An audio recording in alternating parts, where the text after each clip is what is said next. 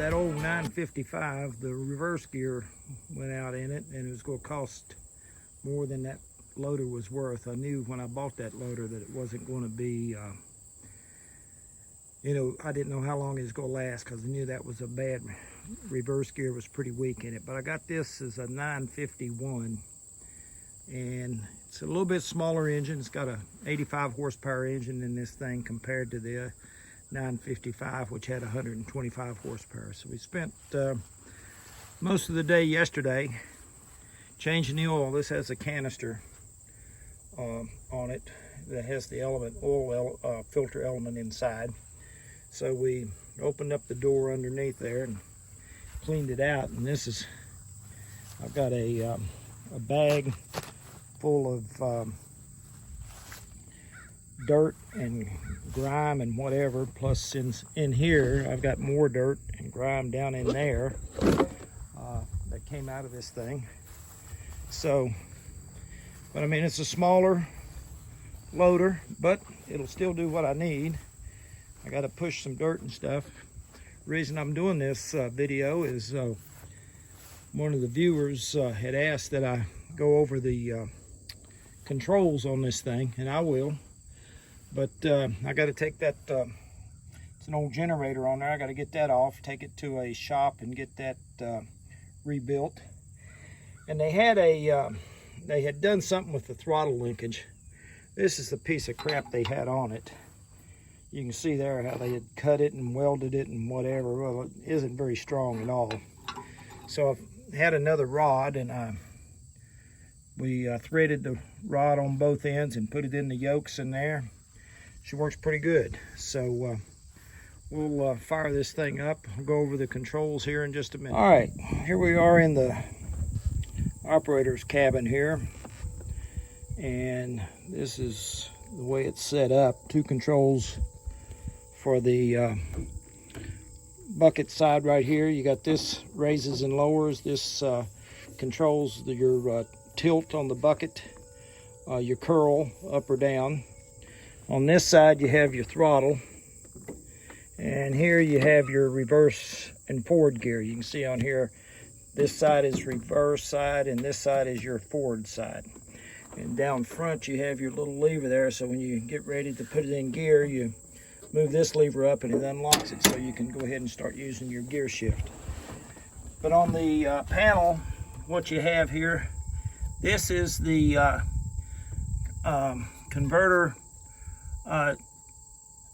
temperature for your torque converter here. This is the water temperature.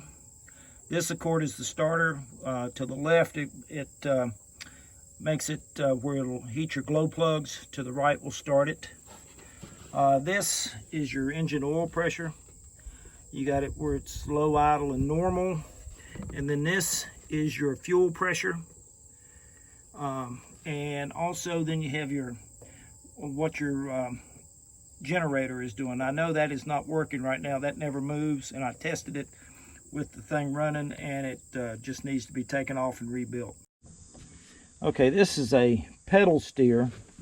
This is if you want to go left, you push that pedal in, it'll lock that brake up on this side, and that will stop that track from moving, and the right track will move. Same on this side, if you push the pedal on the right side, it'll lock the right track and the left track will continue to move. The center is the brake.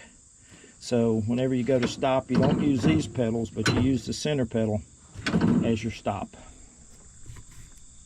So anyway, let me fire this thing up for you, and I know a lot of people like to hear it, so let's get her fired up here. Give it some fuel.